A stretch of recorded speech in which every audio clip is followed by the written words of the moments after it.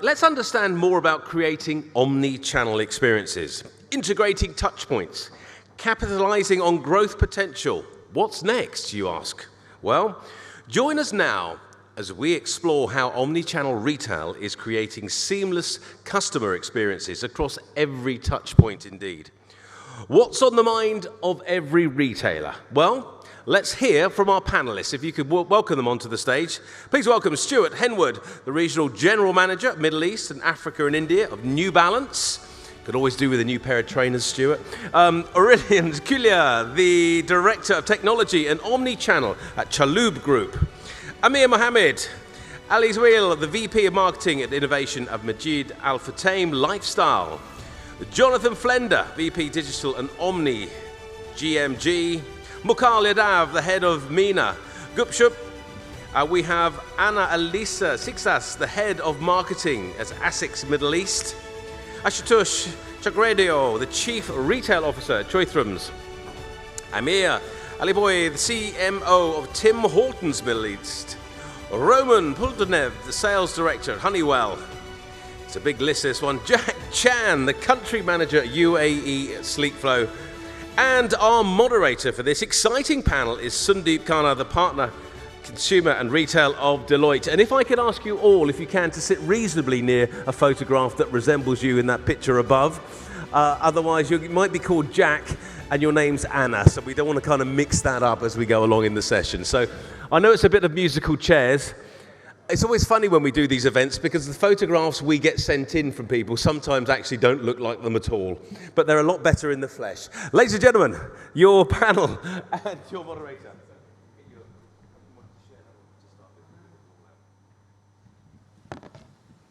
Thank you, and thank you to my panel today.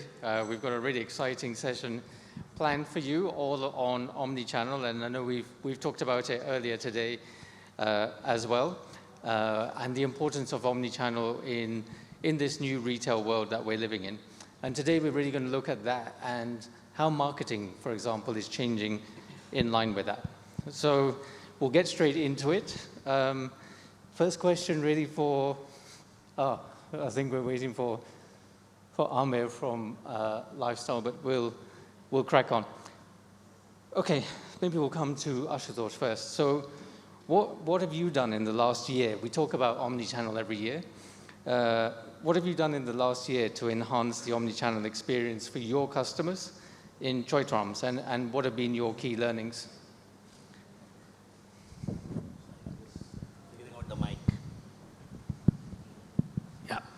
Thank you and good afternoon, everybody. When I just got this topic a week back and we started our meetings, I was thinking about what it was just a couple of years back. We had this thing called scheduled deliveries where we would deliver in the next hour to our consumers, and they were pretty happy with it. We had one channel to do that. We used to do a couple of hundred deliveries through that. Then the pandemic happened, 2020 happened, and things started changing rapidly.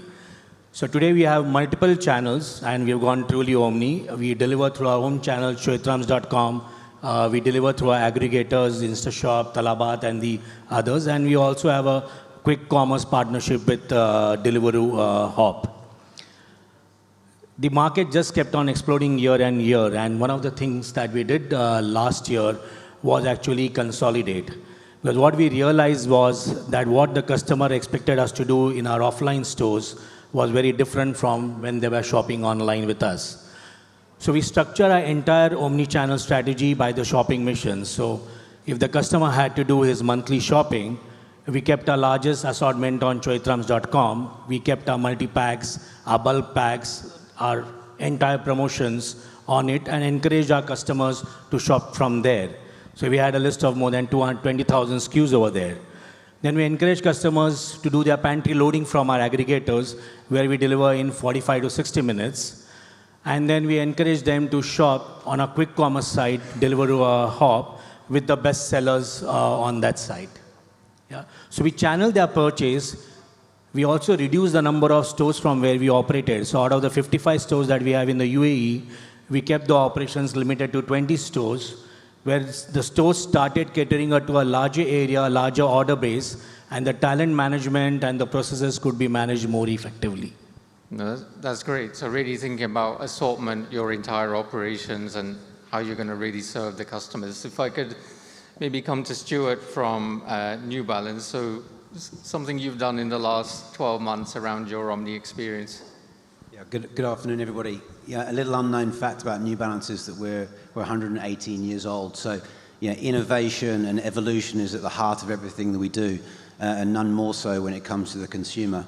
And I think, what we've taken is from the product development around data to design, we've taken the same approach with the data insights from our consumers. One great example is we're one of the few global shoe companies that makes shoes in multiple widths. And one of the key things we've seen over the last 12 months is at retail, where we've seen great demand for our consumers to have that option that we offer in store, both online. And we've now developed an online strategy around multiple width shoe offerings to our consumers, so it can be a seamless journey from store to online. That's great. And I think consumers are really expecting that, to be able to access the entire assortment, including customization from any channel. And if I can come to Aurélien from Chalhoub Group. So I know Chalhoub has been very active in this area. So something you've done in the last 12 months, since we last spoke on this panel, actually, around Omnichannel. Thank you so much, Sandeep. Apologies for being a little bit late. Good afternoon, everybody. Thank you for having me. So for me, the biggest, we have done many things, right? Let's be honest. In the region, from an omnichannel standpoint, we are all late, super late. We are not where we should be today. There is many reasons to explain that, but we all try to ramp up in anything that we can, and we are having a lot of quick wins, baby steps that we are doing, but the full experience as an omnichannel, as the real meaning of omnichannel, we are not there yet. The biggest achievement that we have realized, it was last month. We opened our first micro-fulfillment center in Riyadh, and this is a big game changer. So for all the people already living in Dubai, you know that you can get anything in 15 minutes with Noon, any grocery shop, and this extends to even luxury product that you expect to have in few hours. And we launched this in Riyadh, which were a big challenge comparing to Dubai, because the standard in Riyadh was next day, and 1 year ago, same day in the last 6 months. And now we can do 2, 3, 4 hours delivery for luxury product from Chalhoub in the city of Riyadh. So we kept our huge warehouse, which is a little bit outside of the city, for the main distribution and the store replenishment. And then we really opened a micro-fulfillment center in the complete center of Riyadh to be able to deliver any products, beauty and fashion, in less than 4 hours in the main city of the kingdom. That's great, and definitely a trend we're seeing in terms of getting closer to the customer to have faster delivery. And maybe, Amir, if I could come to you from Majid Al Fatim Lifestyle. So something you've done in the last 12 months since we had a panel here about Omnichannel, and something you've done in MAF Lifestyle you could tell us about. Thank you. Yes. Hello, everyone. Pleasure to be here. So at Majid Al Fatim, we're all about creating great moments for everyone every day. So this is really at the heart of what we're trying to do. We are focusing on creating a true omni experience, which basically means improving the customer journey for the customers across the ecosystem, not across a channel per se. We've done a lot of different things. When we first launched in the previous lives, that concept store, we had the first digital screens. We have augmented reality on Crate and Barrel Instagram account when it was there as a feature. Most recently, what we've done is that we've opened our latest Shiseido store. And within that store, we have a smart mirror, which provides our customers with a skin analysis and try-on experience of the makeup. What that does from a customer perspective is it gives them much more detailed information about their skin, allowing them to make better decisions about the relevant product for them.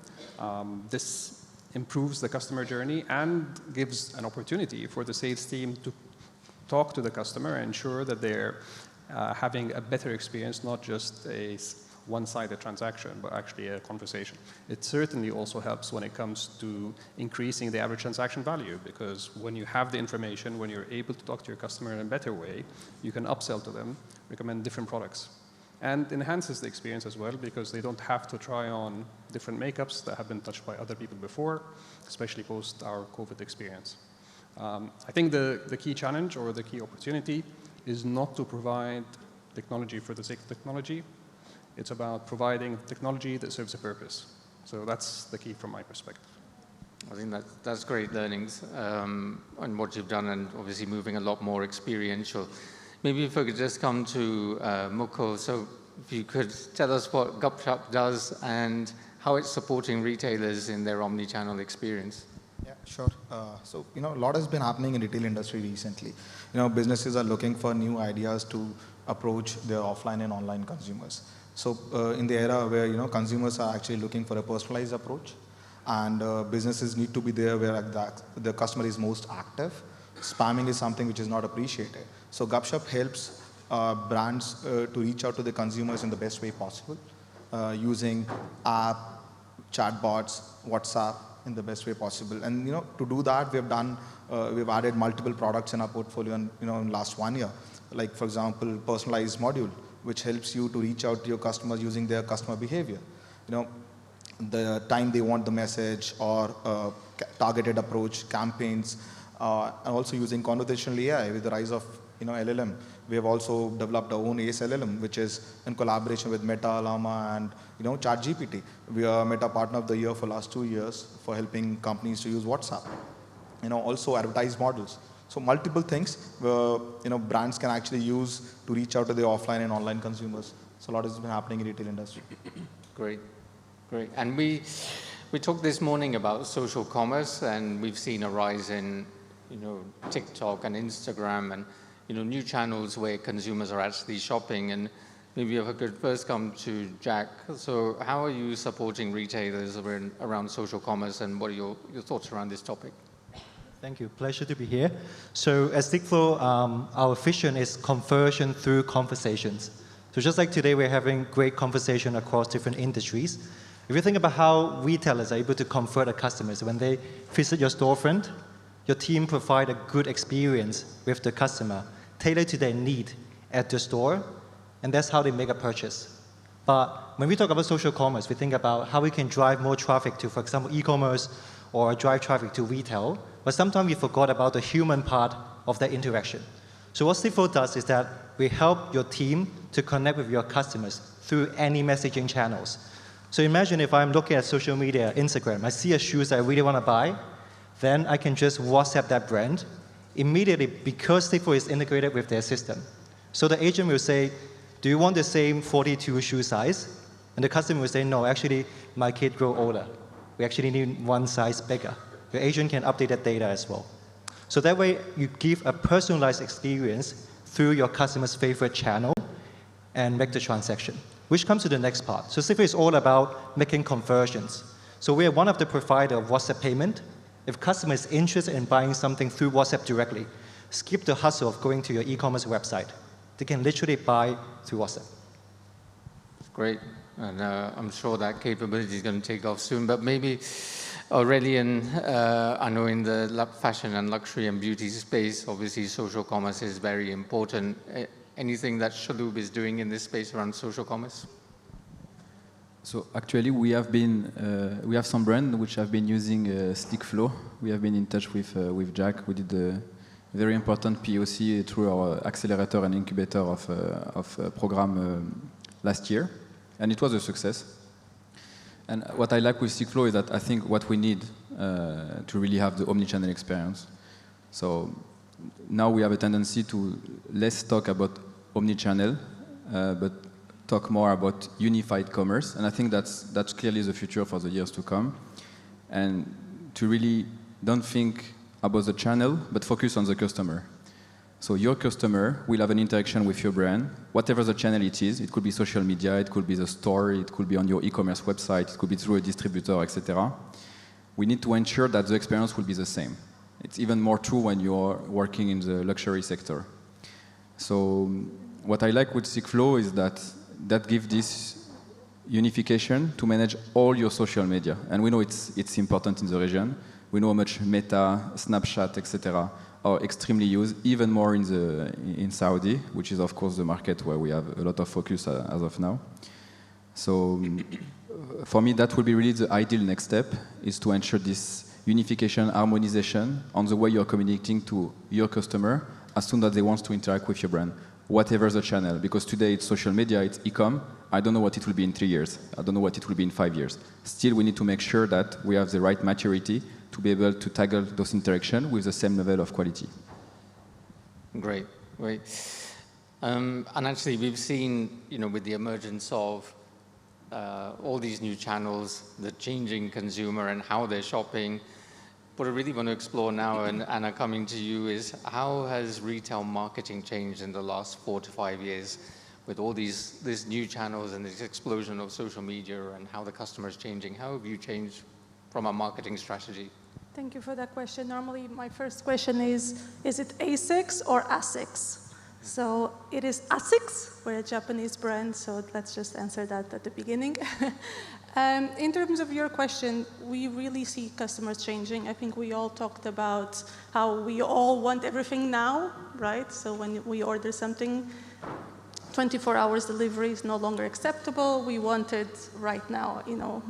We're still struggling to deliver right now, but that's what the consumer wants. And especially when you're talking about the younger generation, we see a big shift in terms of the conversations that they want to have with the brands. So obviously, us as brands, we normally focus a lot on product. But what we see is that the younger generation doesn't want to talk about product only. They want to talk about sustainability, they want to talk about diversity, they want to talk about this whole full ecosystem that affects their lives. So one of the things that we've been doing at ASICS very strongly recently is to not talk only about product, which is a little bit hard because obviously we're a Japanese technology company. So talking about product is what we do naturally, but what we're trying to do is to actually create an ecosystem for the customer to engage with the brand. So I'll give you a little bit of an example on the running side. So I don't know if there's any runners in the room. Okay, only 4, really? Come and join our running groups. But basically what we're trying to do with the runners is to support them throughout their journey. So normally when you start running, you want to choose a shoe, right? So you can come to the website and choose that shoe, or you can go to the store and get that advice on store. But then what happens next, right? You just got a new shoe, but what do you do with it? So we're now creating a lot of different platforms that helps you as ASICS to create that journey, that running journey. So we have a training app, so that means you can create all your trainings on that app. We've just added a new element that allows you to connect with other runners in the region. So if you're running solo, you can now identify running clubs within the app as well. And then moving beyond that, after you're a little bit more experienced, you've been coming to the running sessions, you feel a little bit better, you probably start thinking about races and where can you participate in different races around the world. So we've also recently acquired running registration websites where you can go and register. So now as ASICS, we're not talking only about footwear providers or apparel providers, we're also talking about creating this whole journey with the consumer from the day they decide to start running to the day that they're probably crushing their PBs and coming up with podiums. That's amazing. So a real sense of community and tapping into your purpose as an organization as well. And we saw that this morning with the forces we identified. Consumers are more and more expecting this. Absolutely, and I think one element that's very, very important right now, especially with the younger generation, is this element of community. We are seeing that this connection is happening with social media, right? We are seeing that people are becoming more and more individualists, but we see also that there's a new crave into connection again. So it's about tapping into that. I don't know if you've seen this data, but bookstores sales have increased in the last year, just because people are trying to catch up a little bit in what they lost over the past couple of years. Great. And Roman from Honeywell, what's your view on this as a kind of provider and enabler of some of these capabilities? Thank you, Sandeep. So from our side, as technology provider, what we saw in recent years, that technology became a main marketing tool, a differentiator, like this personalization topic. loyalty cards turn into a loyalty applications, right? And when you have your application in the pocket of your customer, you can do much more than it was available in the past. Simple applications like barcode reading that allows you to build the cart just by reading barcodes on the shelf. So that was the start. But now it's moving into more complicated solutions, like, for example, augmented reality and machine vision started to appear on these loyalty application sites. And for example, right now we have tools to identify gluten-free, like specific allergen-free products in the shelves, right? Just scrolling through the store. So these capabilities are picked up thanks to machine vision solutions that we also, as a provider of technology, introducing.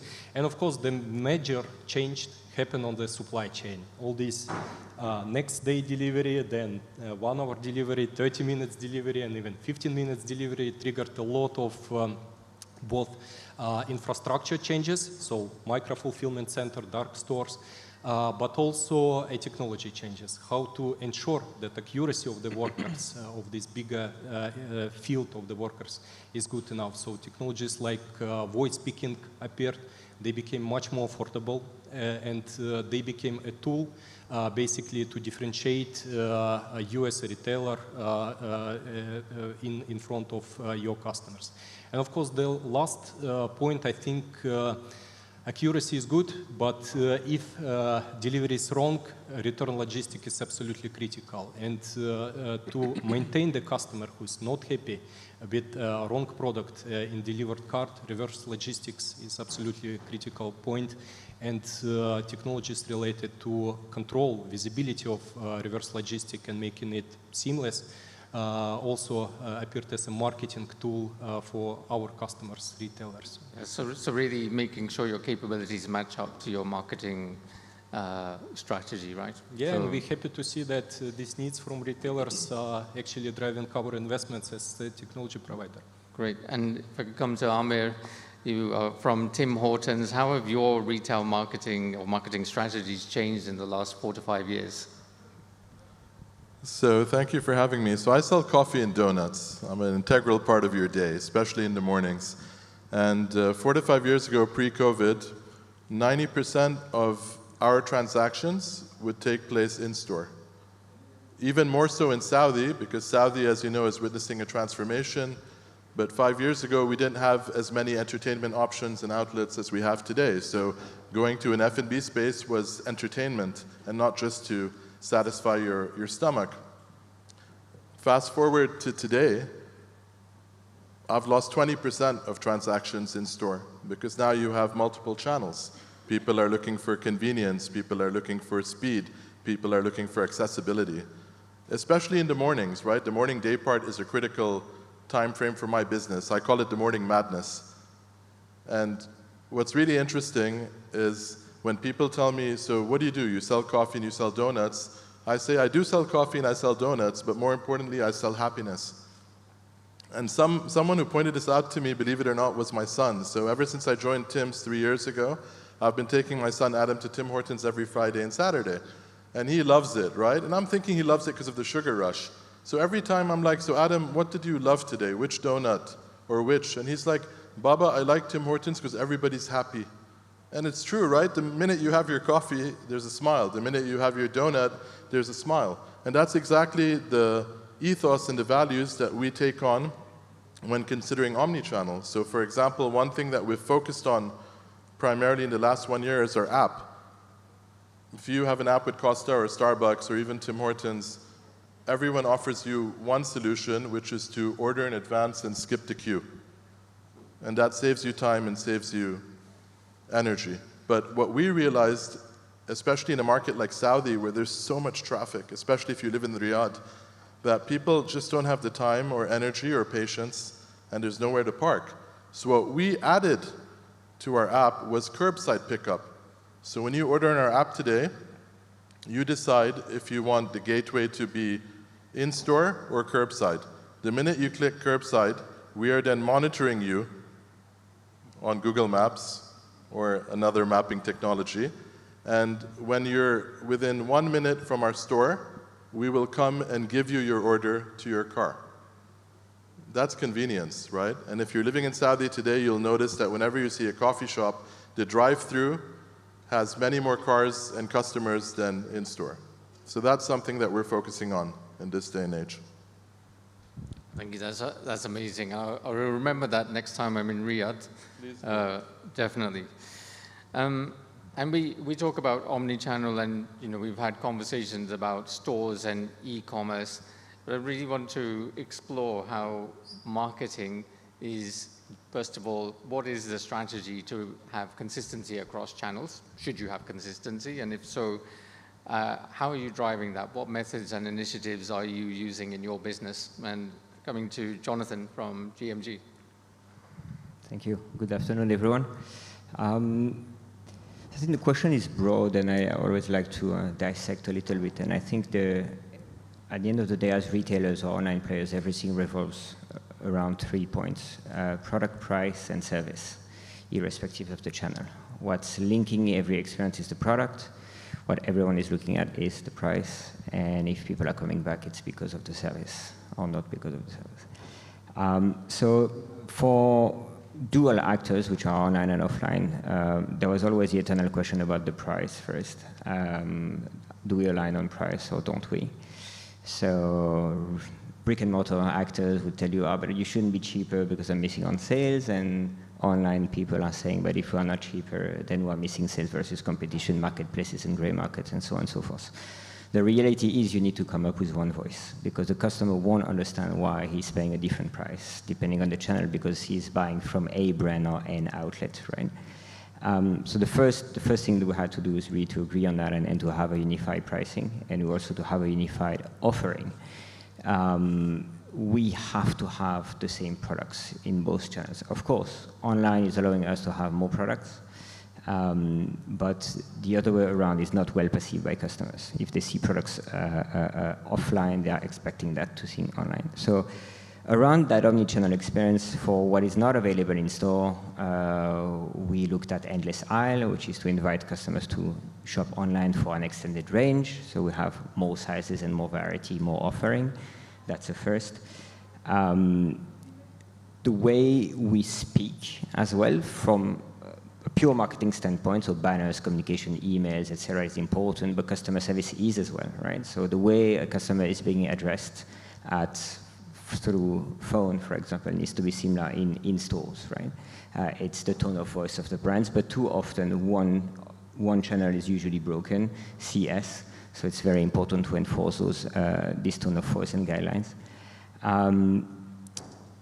The marketing calendar as well, too often is again broken, right? You have a separate online team which is running different marketing activities and promotion than you have offline. Again, your base or your skeleton or your backbone need to be similar. It has to be, right? Your main marketing event needs to be launched together. Some of them are purely brand or outlet-led, connected to purely calendar, your Black Friday or your back to school, etc. Some other initiatives like main product launches. So we work with Stuart, for example, on launching key products across the year. It's absolutely critical for us to launch exactly at the same time offline and online. And the payment is also something that we talked about price, but payments. So if you have certain payment methods online, which usually is the case, we have a bit more, it's expected to have the same offline. No, that's great, and I'm sure you've had many interesting discussions and challenges to get to that unified experience across channels. And Stuart, maybe something from New Balance around this and how you're thinking about your different channels and marketing them consistently. Yeah, at New Balance, consistency is absolutely key, and we talk a lot about being global. So, a global approach with local adaptation. And I think probably a great example of that is our new running campaign. A new running campaign called Run Your Way, an inclusive running campaign which considers and embraces everybody that moves as a runner. So maybe more than 4 people now included in that bracket that put their hands up earlier. And really how we're bringing that to life is, how we show up through that campaign is consistent, but also embracing the local nuances of the markets in which we operate. and how moving forward we're going to bring that to life, both online and in store. This week we proudly, working and signed with Ooredoo as the sponsor of the Doha Marathon. So really taking what we do in New York and London as the sponsors of those proud marathons and bringing, what we do on the streets of those countries and cities, to the streets of Doha and this region in a global approach, but locally adapted. That's great. And this is a real sports question. So coming to Anna from ASICS. Yeah, so I think in the end, it's not just about consistency, but it's also about how you have that conversation with the consumer. And it's important to have those local events, but it's also important to make sure that everybody within your sales experience understand what's going on. So as you were saying before, having a unified calendar is really important, and making sure that you communicate the same thing over and over. That's not very easy. I'll give you an example from our perspective at ASICS. We have one social media agency. We have a local partner that sells across the rest of the region. We have another local partner that sells in Kuwait. And we have a different partner that manages our e-commerce. So these are complete different partners managing really important parts of our system. So we need to have much broader conversations, much more consistent conversations to make sure that all the partners have the same marketing calendar, are talking about the same products at the same time, are talking to the same consumer with the same conversations around sound mind, sound body, around movement, in a way that for the consumer, it doesn't really matter if they're reaching to us on our Instagram account or if they're coming to our store at Dubai Mall. But it's not easy, right? It doesn't happen automatically. But a lot of it is really about having these consistent conversations around what's the storyline. Yeah, and I think that will resonate a lot with people in the room where a lot of retailers have multiple partners running different brands. So probably a more complex landscape than people would imagine. We've talked again a lot today, and I'm sure many people have talked on this stage about AI. And really, what do we think the role of AI will be or is in marketing? And are you using it or experimenting with anything already? Jonathan? Yeah, so AI, I think it's the most clouded word that we have over the last 18 months, but it's also very exciting. So specifically on Gen AI, which I think is the question, yes, we already use it on multiple fronts. The first thing is efficiency. So we use Gen AI for pretty much all our product descriptions. And of course, it's not a magic wand, but we improved efficiency by 80%. Plain and simple, on pure content generation, as well as translation. So the starting point was catastrophic on translation. So GPT was very bad at translating Arabic, but we trained it, and now the only thing we do is proofreading. So that's pretty amazing in lab time of just 6 months efforts, really actively working on that. And it's also quite comforting to see a lot of different people who are anxious about this being now actively participating to the training of the models, and they want to do more, and they come up with other ideas. So that's very exciting from that end. We also built our own internal bot who knows it all, so we can talk to it, and he knows everything from what marketing activities we run, if we have a question about a product or something happening on our trade calendar. So it's a kind of overall department PA. We do use Gen AI now internally as part of the, sorry for the ad, but Microsoft Suite as well. And Copilot is the best PA you'll ever get. If you set it up properly, it knows every single one of your email. It has access to every single one of your Office documents. So it's your memory, and it's usually much better than our own. So you can ask your personal AI PA to generate a list of your critical hires for the year, because it's buried somewhere in a PPT document. It works. So there's a lot of time saving and efficiency attached to that. We do many other things from pure AI perspective, but that's beside the topic. Yeah, and I think that theme of time saving and efficiency has come up several times. And already in the same question to you, anything that you can give an example of where you're using AI in Chalhoub already? So I will give more context and I will give you two examples. So Gen AI/Gen AI, of course, it's the trendy topic. But here we try to apply it to what does it mean for our business, right? Because there is always this phantasm of dystopian reference to some movie of the 90s, right? Where AI will change the world. So let's first change our business. And we understand also that at the end of the day, when it applies to marketing, it could help us to come back to the foundation of what we are doing and just help us to fill the gap that happened because so many brands, so many opportunities, so many customers, so many data, and we want to do something with that. So one very easy, quick win example is that we have one of our brands, which is a deal, when we decided to produce all the assets from a picture standpoint through AI. So we did it in a matter of a few minutes instead of going to the studio, taking all the items, calling people to come, etc. Right? And it was super cheap. So for us, the time to market by using AI to produce some assets and some content was very interesting. I still see it very mature for everything coming to photo to video, not mature when it comes to purely communication, written communication, especially in Arabic, which is a very complex language. And you know, for our group, we have a strategy for the next 10 years, next 3 years, and then the next year. For the next year, what is the most important for our group is first, we are changing our ERP. No need to call me to get consultant, we already have an integrator. We are having a new big hub in Riyadh, so we'll have one hub, 2 locations. We will keep the one in Jebel Ali, we'll have the second one in Riyadh. And the third priority for our group is AI, that we do something with that. So we didn't want to only have quick wins. We had a task force now, which is trying to understand what will be our AI strategy, mid-term, short-term, long-term. For the long term, when it applies to marketing, actually I was in France last week. I attended Paris Retail Week thanks to Business France. And I met one company that really struck me. I will not say the name anyway, it doesn't matter, they are not here.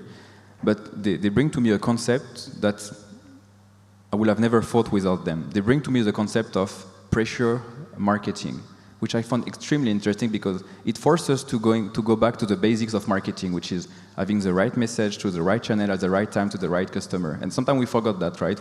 So many channels, so many data, so many customers, we don't know exactly how to communicate to them. And this tool, which is a Gen AI tool that we are going to deep dive with them, really help you to make sure that among all the channels that you have and all the way you have to communicate to a customer, according to your customer, the segmentation, the data you have on your customer data/purchasing data, instead of sending 10 times the same message, right, you will choose the right channel to ensure that the message will be read. And maybe this will have other impact, hopefully a sales ultimately. But I thought this concept of pressure marketing, helping us to going back of the basics of what is marketing, less cost, more revenue. I think that's really something that we're going to look when it comes to marketing for our group.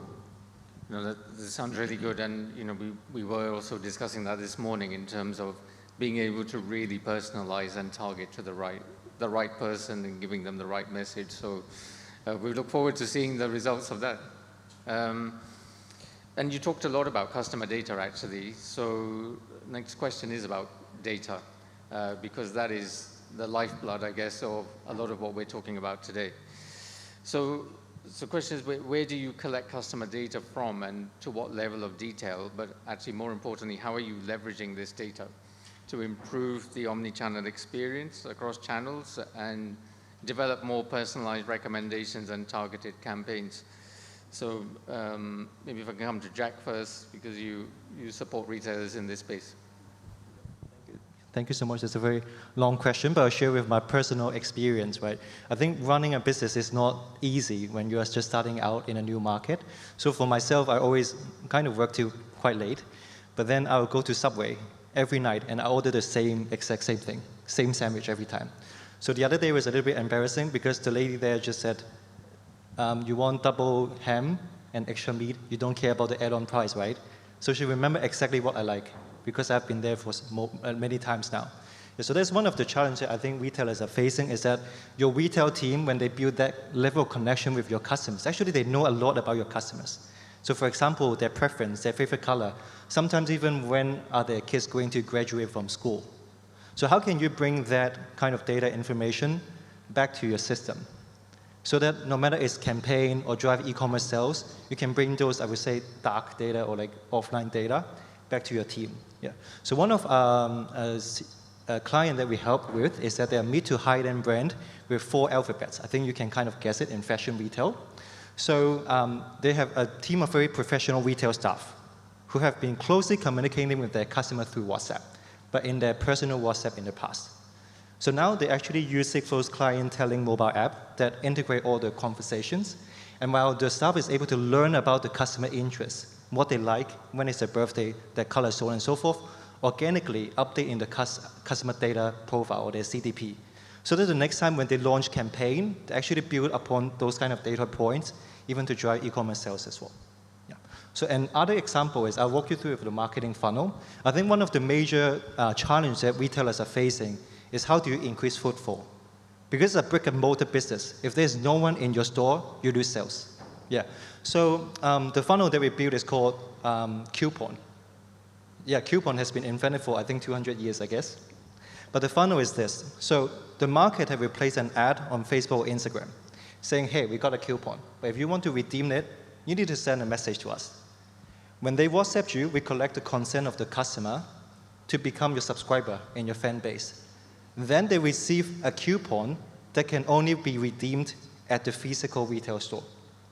So this is where the data collection happens. When people are in your store, they're not just going to redeem a free coffee or a free product. They're going to buy something else as well. So now your marketeer can know that based on what they've done in the social media marketing, what kind of segmentation and audience that they have targeted, brought how much traffic to the store, and in turn, what kind of things that they buy, and that can become a flywheel for you to expand your future marketing strategies. Yeah. It's great to see actually initiatives that are driving footfall to store, because I think that's a priority for many people in the room here. And Jonathan, the same question to you around customer data, like how are you leveraging it going forward, and what's your customer data strategy? Okay, so to the first part of the question is, where do we capture data or aggregate data? Pretty much everywhere. Any channel is an opportunity to capture data. It doesn't mean you can do something with it, so we also have to be careful and be selective about what data we really want. I think nowadays everyone is crawling under far too much data, and then we don't know what to do with it. So we're better off having less data but more accurate. That's very important. And the second one is to have consent as well, and that's becoming extremely restrictive in the region. A couple of weeks ago, Saudi, so we were preparing for the data privacy thing. The law entered into effect, and then 1 week before, Saudi just changed a lot of those regulations, so we have to adapt quickly. So how do we utilize it? I think the first, as again, offline and online retailers, we do capture a lot more online than we do offline. It's easier. People don't have the choice, so we have zero first and second party or third party data. We have signals because we know where people click, so what they are interested into, even if they are or remain or want to remain anonymous. But that's also very valuable. So the first thing is to see what is our disposal. And as retailers handling hundreds of thousands of products, we're trying to extract intel from that. What people are currently searching for, first of all on Google, and that's easily accessible to everybody. The second one is what they are searching for on our platforms online. Because we have a lot of opportunities, quick wins, which are happening online because people are searching for products they don't have, or they're searching for products they do have, and we actually look at product level conversion online, which is something we cannot have offline. And we started to feed information to our brick and mortar teams because there's a lot of missed opportunities out there. We create cohorts for people who know what that is, and really try to start building cross-sell journeys and upsell journeys across the board. But because we are not an omni topic as well, the welcoming and the onboarding journey of customers is very important. And we're working right now and almost finalizing really true omni welcome journeys across channels. So you might be an online customer and not be yet an offline customer. You should be served a specific journey. You might be an offline customer and not an online one. should we serve something different? You might be both, but you might not have our app. Then you fall into a different journey. So it's quite long and exhaustive. Of course, you're trying to attract as many people in your app as possible because your retention would be cheaper. You have access to a lot more communications and can capture even more data. And for people who are not yet offline customers, you want to also trigger a sales out there because there is always a limit to the level of service you can offer online. Okay.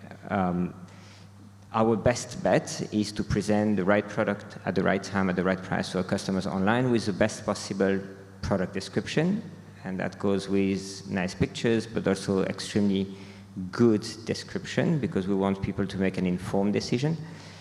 But you don't have that human touch. So for people who won't buy online, we are trying to offer similar experience offline. And for the people who are still skeptical, just know that 75% of any purchase experience starts online. So when you have that possibility, you need to exist online, and the first impression you're making is very important.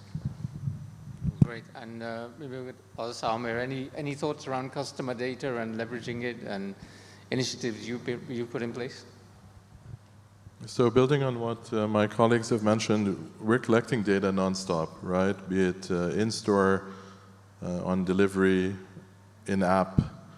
And what's more important for me, and I realize that this is a flaw not only perhaps at Tim Hortons, but also in other businesses, is yes, there's a lot of data, and thanks to CRM and other digital tools, we're able to correlate and consolidate that data. But you still need the competency to be able to assess and evaluate if that data is insightful. Otherwise, it's a pointless exercise. So if you have someone who can assess and ensure that the data is useful and able to extract actionable insights from the same, then it's effective. So that's my perspective. And number two, when we say real-time data, something that I find really interesting, and it also links back to the question on Gen AI, is I honestly want to know what a customer wants then and there. So if he's coming into my store, I wish I could look at his or her face and guess what they'd like. And one software that we're interacting with currently is called Retina. And Retina literally means your eyesight. So when you come into my store at Tim Hortons and you're looking at my menu for 5 to 10 seconds before you approach the till, the cashier, hopefully, with this software, I'll be able to determine what's your trigger. So if you're looking on the top right side and looking at a caramel donut, the cashier will be like, "Good morning, sir. Are you craving a caramel donut today?" Or if he orders a coffee, but they realize that he was also looking at our sandwiches, it allows the cashier to upsell and say, "Here's your coffee, sir, but weren't you craving a pesto chicken sandwich?" So for me, that's interesting real-time data that could be efficient and effective. Wow. Cappuccino and a chocolate donut. There you go. Coming to Amir from Majid Al Futtaim Lifestyle. So, what is the role of stores in your unified or omnichannel experience, and what advancements have you made in, technology, people, processes, and capability? I think it's been a never-ending debate about saying, is brick and mortar dead or not? And our CEO often says, physical retail is not dead. It's bad physical retail is dead. I think the challenge is really understanding what the customer wants. My fellow panelists have talked a lot about convenience, about the speed of service, and so on. The realization is the fact that physical retail is no longer around product display. Physical retail is about brand experience. And the moment we understand that, the moment we actually put a plan to say, okay, how can I deliver an experience in the store, that is the sort of the pivot moment. It requires the understanding of what the customer wants. There's a lot of different tools that we use inside the stores, as I mentioned, from the digital screens and the technologies that we want. But essentially, what you're trying to create is an experience and a way for the customer to be able to engage with the staff.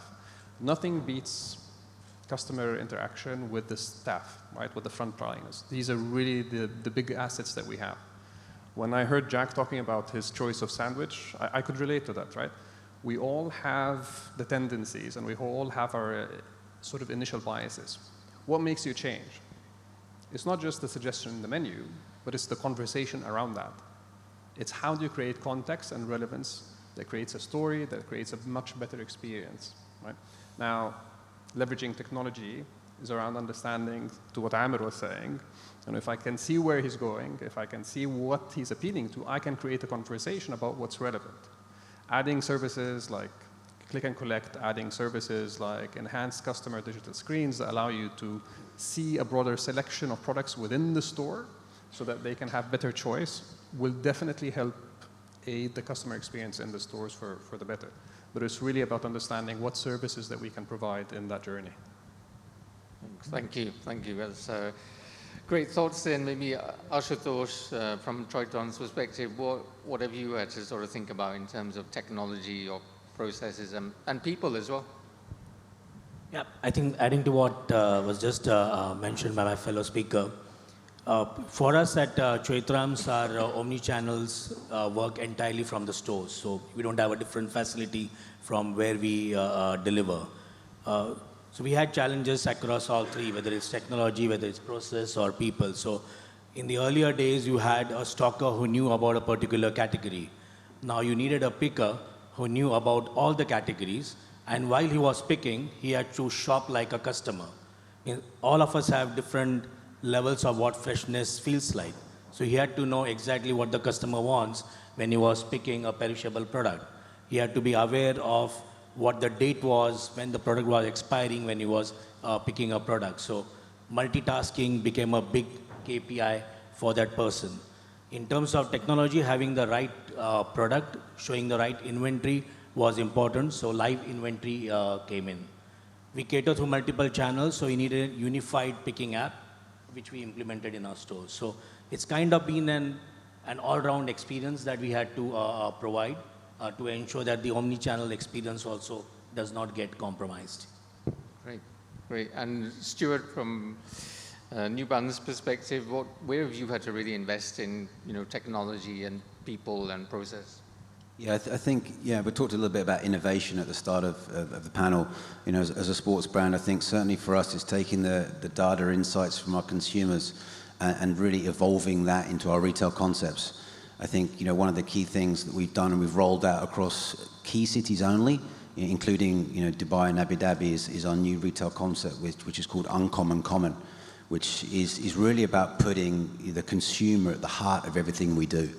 And I think it's seen huge success levels, whether it be dwell times, sales, community sign-ups, and really stripping back some of the noise that has previously been seen even in our own concepts, where it's just a wall of product. What does the consumer actually want? They want to have a brand experience. And I think that's some of the key learnings that we've seen and something that we're going to continue to roll out across the region. Great. And maybe I'll come to Anna. What can I say now? Are you beating New Balance? Well, what we're trying to do as well is to, once again, create that experience in a way that it gives the right information to the customer.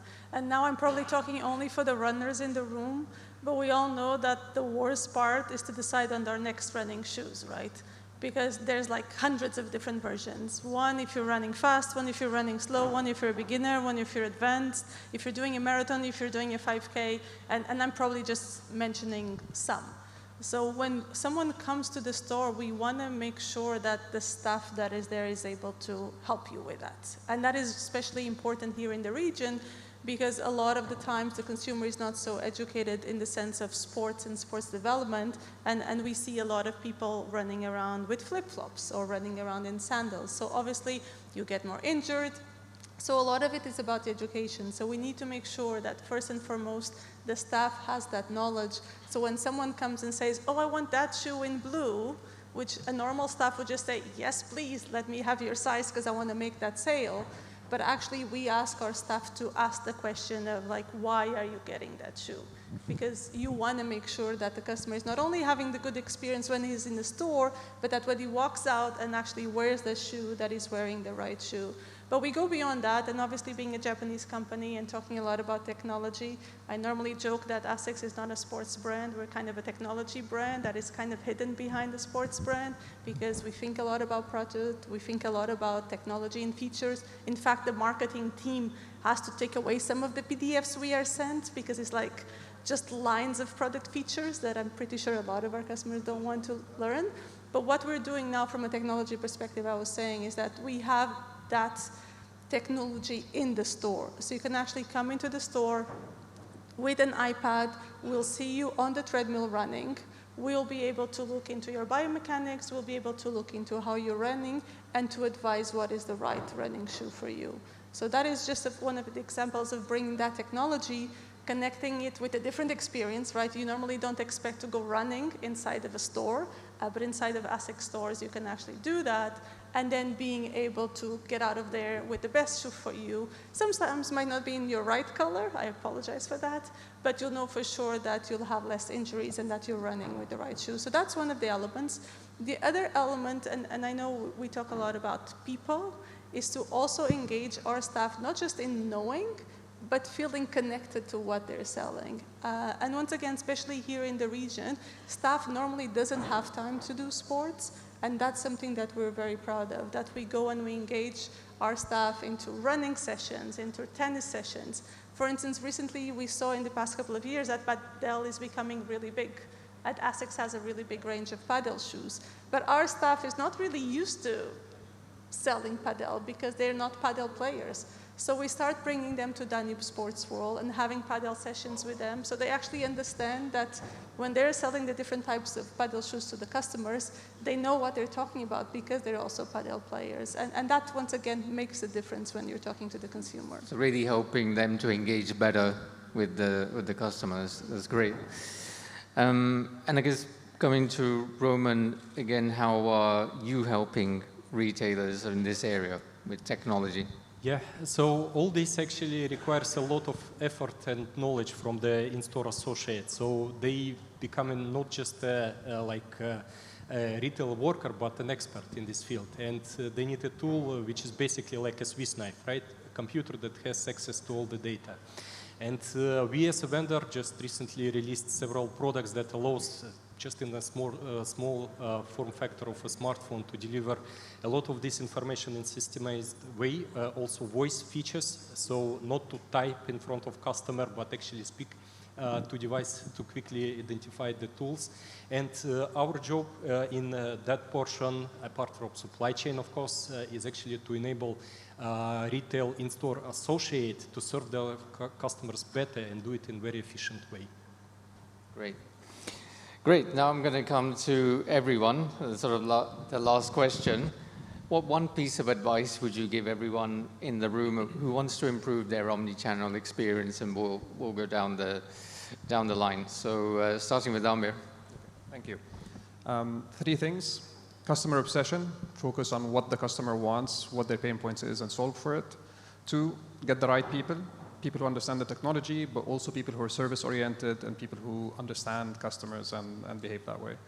Lastly, if you're going to bring in technology, make sure it works. Right? I know that sounds very basic, but the reality is that it's great when it works, but in a lot of cases, it's very frustrating if it doesn't for the customer. Great. Thank you. So I will just try to add on what my fellow speaker just said. It will be very difficult for you, the last one, to find something new to say. Me, I will say data and measurement of data. Coming back to one question that was asked before, so it's really try to balance between qualitative and quantitative data. From online, it's super easy to get quantitative data, and it's super easy to get qualitative data from the store, but sometimes the balance between them is difficult to have. What we try to build, for example, we try to capitalize on all dashboards we have for the online data, which were super quantitative, and apply them to the store. As Jonathan was saying before, with all the new regulation coming in place, this year in KSA, next year in UAE, and GDPR being more and more important, we have to be careful.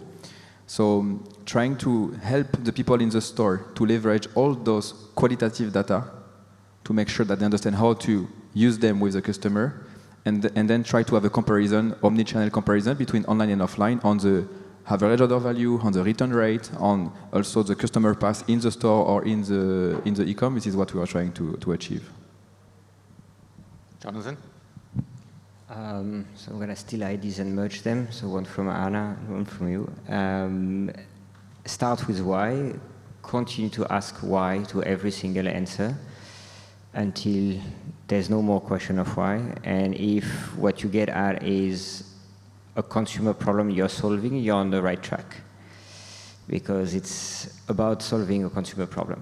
If we want to enhance the omnichannel experience, it's not to make our life easier, it's to solve a consumer problem. And we too often are forgetting this. That's it. So we believe key is to focus on conversations. Two-way conversations, not one-way communication. One-way communication is past. Focus on two-way conversations with your customers using personalized approach. That really helps. In all the three categories, pre-purchase, purchase, post-purchase, it helps you to build that loyalty with your customer. And we strongly believe in that because Gupshup is a Hindi word for conversations. So we actually believe in it. So two-way conversations is something which is key. Yeah, quite simply, the consumer is at the heart of everything that we do. If you deliver great service, they'll keep coming back, and then that's the mantra to which we abide by at New Balance. Okay. From my side, it would be keep it smart and simple. So if you have existing processes, adapt those processes, automate those processes, and from a technology standpoint, use it only if it's required. Don't use it because it's making headline or your competitor is using it. End of the time, the technology is going to be used by the person who's your picker, your stocker on the floor. If he doesn't understand it, then it's no use implementing it. We say to have the right conversation with the right customer via the right channel, deliver the right content at the right time. And usually the best time is now. And the second thing is, as senior leaders, build a team that you can trust so that they can do beyond what you're doing already. Yeah, so basically become a storyteller. Tell a nice, good story to your staff that will tell it to your customers, a good story on your Instagram, on your TikTok. Be able to represent the brand through its values, through its heritage, through its philosophy, not just through product, but through this whole construction of all of these elements. And then you will see that the customer, doesn't matter where he sees you, in the store, on social media, but you will still have that same feeling, that same connection that he has across all channels. Yes, in omnichannel retail, supply chain is the big part of the cost. And this is where we see the most expensive mistakes are made. So involve several vendors, several solution providers and consultant, and develop your omnichannel retail organically. Don't skip steps. From pen and paper to advanced automation, nobody jumped. So use the right approach in step-by-step automation of the supply chain, and you'll be able to optimize your cost and win in this area. Last but not least, so don't be afraid to question your communication strategy. Don't be afraid to question your business strategy. I remember when I first joined Tim Hortons, my boss asked me for a 3-year plan. I said, I'll give you a 3-month plan. I don't know what's going to happen in the 4th. Because we're living in such a dynamic and disruptive world where I think it's imperative for all of us to sometimes take a step back and revisit our customer journey funnel and how the omnichannel experience seams into that funnel. So if somebody says you need to be consistent, my response is be consistent in your messaging. But in terms of your activations, your engagements, and your implementations, you can be as creative and different as possible. Great, thank you. I think thank you to all the panelists, some great advice, and thank you once again for participating in this panel. I'm sure it's been really, really, really interesting, and thank you for all listening.